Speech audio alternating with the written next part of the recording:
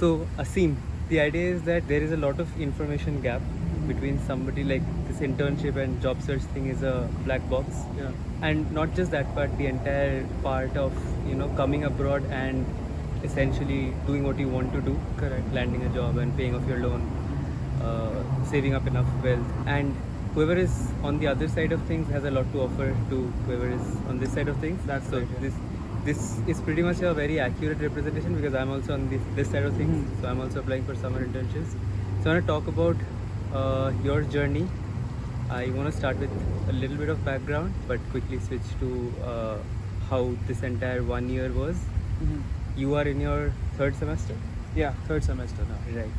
So first question is basically when did you plan and why did you plan to do MSCS? You were already working, I guess, for a year.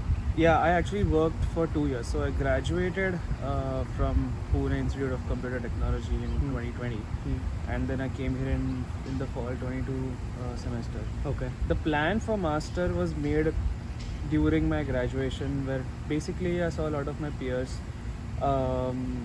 prepare for GRE and stuff like that, Okay. and talk about what universities they were going to apply to. Okay. I still hadn't made a concrete plan as of yet, but then I did a few internships and research internships, which kind of got me more interested into the work that I was doing, and Okay. then I realized that I would profit off massively by doing a master's. So that's why I started applying. I actually started applying in 2020, but Okay. then because of COVID, I canned those plans. Oh yeah, same. Yeah, Actually, yeah. Then I was like, I'll work for 2 years because the place where I was working at was like a healthcare based startup, Okay. and my job was quite interesting, and quite frankly, I loved it.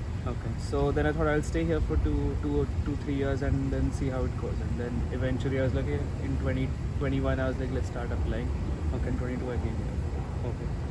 So the next thing that I wanted to talk about is you are one of the two people I know who has a GSA, and I think you're the only person who had a GSA before coming on campus.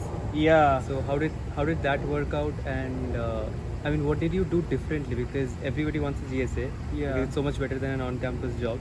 Correct. And it's the closest you can get to assistantship, both in terms of pay and work and everything else. That is true. So what I did was I worked as a data scientist at a healthcare based startup. Okay. So I spent 2 years making imaging models that would detect diseases out of X-rays, MRIs, and CTs. Okay.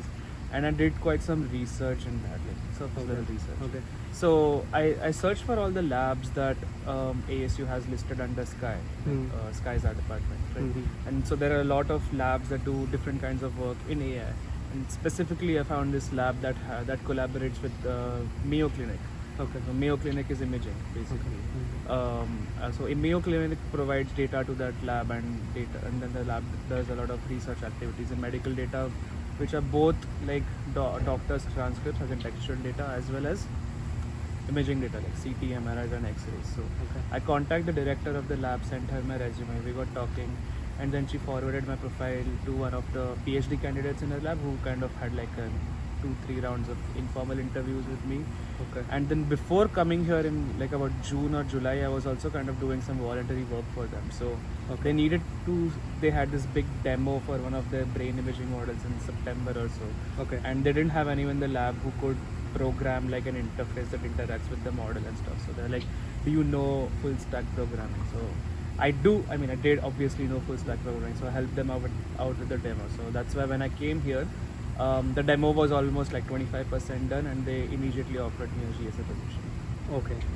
And I think you had your like assistantship position till for the first 2 semesters, then you started your internship. Yeah, and yeah, so on yeah. and so. Okay. And now moving on to the internship part, when did you start applying? Before coming or? Actually, I wish someone had told me to Yeah, start that's- applying before coming, because I would have done that instead of looking for labs. I know Right. people who applied to like places like Amazon before coming, and they had an offer before they came to the Right. States as well. But I didn't do that. Well, I started applying to internships as soon as I came here, basically. So I got here like 8th August or so. College started around 16th or 17th, and by 18th, 19th, I had like my resume prepped. I was already applying to places that I could find. Okay. Yeah. And roughly what is the scale of Oh. application? How many? This I think my perspective would not be different from anyone that you've spoken to. Mhm. I think I have roughly applied to over 600 places, and I heard back from 3. Okay, yeah, similar. Which Like is, I've heard. which is an abysmal ratio. Yeah, I've heard 2 out of 500, so the ratio pretty much matches. Yeah. I've heard 1,000 applications. I have only done, I think 150, Yeah. and it's been what 1 month, since, Yeah, 1 or yeah. 2 months since it's opened up. Uh-huh. So I am also dreading the 900 more applications that I have Yeah, to do I think, yeah. for 2 callbacks. Yep. Do you think you would have done anything differently? This is something. This is an information that I am going to personally use. So it's not just for the content. Yeah, yeah. But Maybe I should have networked a little bit more, a little bit better. There were a few people who got an internship straight out of the career fair here at ASU. So companies Okay. like Esri, Mhm. they hired interns straight from the career fair. The Okay. career fair that I missed. Like I didn't even go to that career fair. Oh, Yeah, that's yeah. next week. Yeah. I think I should post this. Yeah, you this should. week. You should. I mean, most of the companies that come to the career fair do not want people who ask for an H-1B visa. They want Okay. like people who stay here. But there would be that one or two niche companies that you might just hit it off with. Like for Oh. example, I think there was this other company called Rocket. Rocket. Yeah. Rocket, yeah. People Yeah. got placed at Rocket, Rocket, for yeah. a summer intern through career fairs only. Mhm. So I think you should like take gnaw at every opportunity that comes across. Right. Other thing that I would recommend is that find people in your network that work at like small scale startups or like mid-range companies. That can certainly give you an edge because it's very easy to get an interview at a startup if you know someone over there compared to if you know someone at like a big tech company. There's not much that they can do. All they Yeah. can do is like forward your resume to the HR that they know. But people at Right. startup would actually get you an interview. Right. I think that you try looking into those things early on. Exhaust all your contacts, friends, family, whatever. At first, I was a bit hesitant to contact people from my family that I'm not close to, stuff like that. But I would say just be shameless altogether. Ask for Okay. referrals. Yeah. Okay. So, what do you say? And this is somewhat the framework that I am also following for big companies. Apply, and yeah. then put a referral. Like something is better than nothing Yeah. on the portal itself. Yeah. And for the mid to small, although I haven't found that many and I don't have that many contacts because Mhm. it's difficult to find in mid range. But if I have, then like I think last week only an opening came out in a startup that based out of San Jose. So I was speaking to a friend of mine yesterday and see if he could refer me. So I think like what you said, right? This is slightly a better roadmap than just blanket applying. Yeah, but you should be blanket applying as Yeah, well. do This everything is basically. addition, Yeah, but the thing about startups is that ping like 4-5 people from the company, 2 would likely ghost you, won't get back to you. 1 would just completely flat out ignore you, or like don't talk, like wouldn't entertain you. But maybe 1 person would just entertain you, go over your profile and then forward it to whatever recruitment team that they. I don't know. You might just get lucky with like this 1 person. do you think reaching out to recruiters help? I started reaching out like 3 days back. I have heard back from 2, but like nothing productive. I don't know. I actually don't have a lot of information on this. This is something that I tried when I came here as well. So I sent out connection requests to all these recruiters from Apple, Amazon, Intel, whatever, and they not respond, but they at least accepted my invite. So I tried to talk to them and they didn't really respond back. So Okay. I never got many responses from recruiters. Okay. But another avenue that you should try. Right. Yeah. And when did you land your internship? I mean, I know this, but just asking for this. Oh yeah, it was proper clutch, man. My semester officially ended on the 1st of May. Right. I was flying back on the 3rd to India. Right. On the 1st, I had a final in the morning. I think it was Samira's class. And then in the afternoon, I did 2 rounds of interviews back to back. Went back home on the May 3rd, and by the May 6th, I had an offer in hand. So it was really last minute. So How long was your stay in India? Yeah, so I came back. My internship began on the 1st of June, so I came back on like 26 or 27. Okay, so June. Yeah. 3 weeks. roughly. Yeah, I was gonna come back in like June end, July almost, because my lab work could have been done online, Mhm. and my director was like okay with it as well. Okay. But then I had to cut my trip short. Fair, Right. like Yeah, for the good cause. good reason. Yeah. Okay. And what did you work on in your internship? Like what kind of role? Yeah, so technically I was a software intern at this startup called Seema.ai. So Okay. Seema.ai basically manufactures machine learning SoCs. Okay. They I don't know what that manufacture- means. System on chips, like Okay, ARM chip- okay, ARM okay. chips, yeah. So they manufacture that, but specialized for machine learning inference. Okay. And these are devices. These are chips for like edge devices. Like you can call this as edge compute. Hmm. So we have chips for like visual, like CCTV footages, medical, everything across the array. We are mostly doing imaging right now. So Okay. across the imaging, any industry application, we can have our chips for it. Apart from the chips, the company product is also a software which helps like customers interact with those chips, Okay. build pipelines using their platform that is on the chips. I worked in that software team. So I was in a team called VDP, which was Vision Development Platform. Yeah. Okay. So your experience is very like coherent in the sense that imaging and like Yeah. more so because I think your WorkX was also Yeah. the WorkX was in healthcare, but it's still Uh-huh. like different vertical, but the work was pretty, I think, coherent. Would you say? Yeah, it was. So even at the place where I worked for 2 years, my technical title was data scientist. Okay. Because I was a part of the data science team. But within the data science team, we had like multiple smaller teams, and in that, I was in the engineering team. So Okay. I did build models, I developed, I trained models and everything, evaluated them, everything. But most of my focus was on like how to reduce the latency of our application. So Okay. a lot of work on like model quantization, compression, using platforms, using tools like TensorRT, OpenVINO, ONNX. So that experience was kind of crucial over here at the place where I interned, because the entire goal of their product is to reduce the latency of machine learning inference. So Okay. since I had some prior experience to that, it really helped. Okay. And does this startup sponsor H1B? Yeah. Okay. So did you like cherry pick, or did you apply to places who did not sponsor H1B as well? I applied to places that did not sponsor H1B, and then I got a reject in one day. Oh. Then I wondered why did that happen. So I emailed the recruiter, and then they got back to me. Oh, like, Okay. I should read there. Okay. But do you think it's worthwhile to intern, because an internship is still an internship? What is your thought on that? Of course, it's worthwhile to intern. Otherwise, your summers are going to be pretty drab, if you ask me. Unless Okay. you have a Yeah. really good campus job. Now, this is just the experience factor, and internship is proper industry work that you can put on your application. Okay. It's very important to like people who are come here directly after their undergrad, because they have no industry experience whatsoever.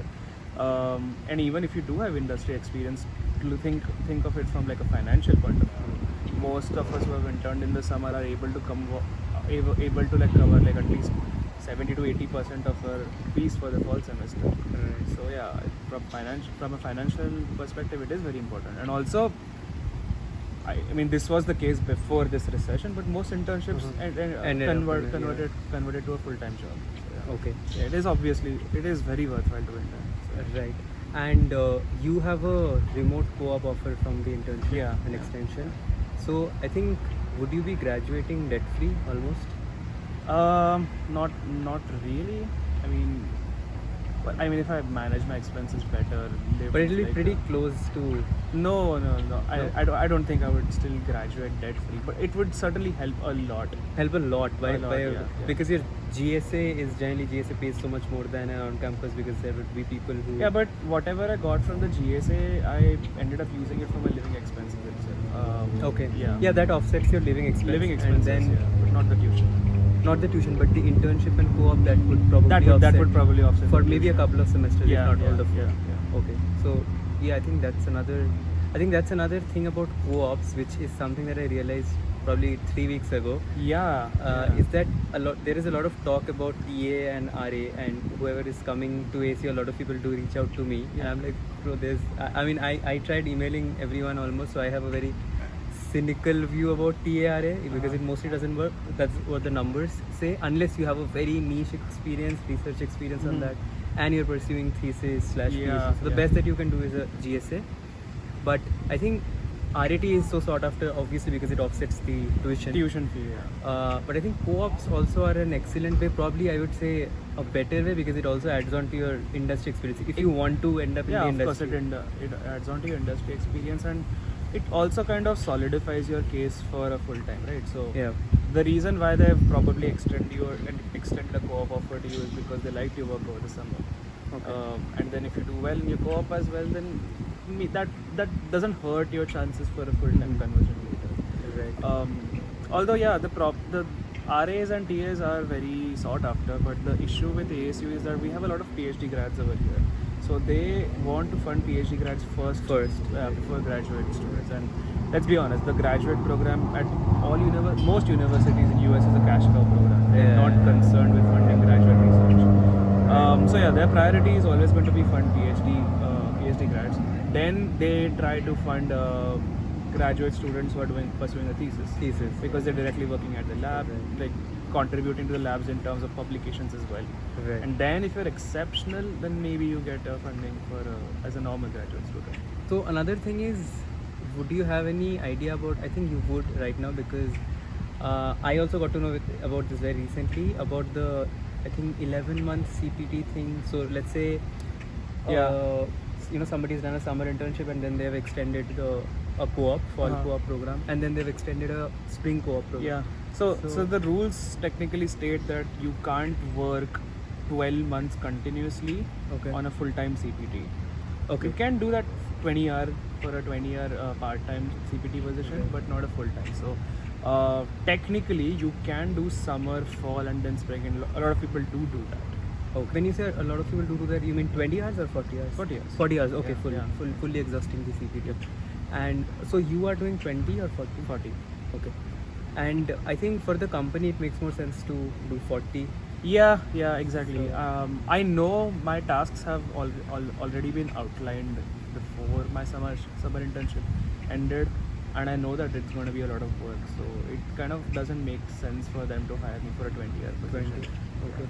And so you spent the summer in San Jose. Yeah. How do you like San Jose as compared to Tempe and Yeah, Pune? Let me make it a little bit more complicated. San Jose is very close to Pune because I've met so many people from Pune over there. Oh, really? Yeah, Oh. all over. Compared to Tempe, let's talk about the summer itself. So yeah, summer in the Bay Area, beautiful. Highest temperatures like 90 Fahrenheit. Tempe got up to 119 Fahrenheit. It was over 110. I saw flights were being cancelled and Yeah, stuff. dude. Paint on road signs was melting. Oh off. yeah, I saw that. I think somewhere Yeah. McClintock or something. Yeah. There was So a yeah, real- very grateful to be in the Bay Area. But the problem with Bay Area is that everything closes down by 9 o'clock. So if you're like in your 20s and you end up making plans like 8:30, 9 o'clock, let's go out somewhere, everything's closed. What are you gonna do? So you can't do That's anything. in that regards. That's pretty much Pune US. wins. Oh yeah, dude. I'm not even throwing Pune into the competition between Tempe and San Jose. Pune for the win every day. What was the name of the place I mentioned on that day? Toit of Oh Toy no, of- daily all day. Daily all day. Yeah, Oh, daily all day.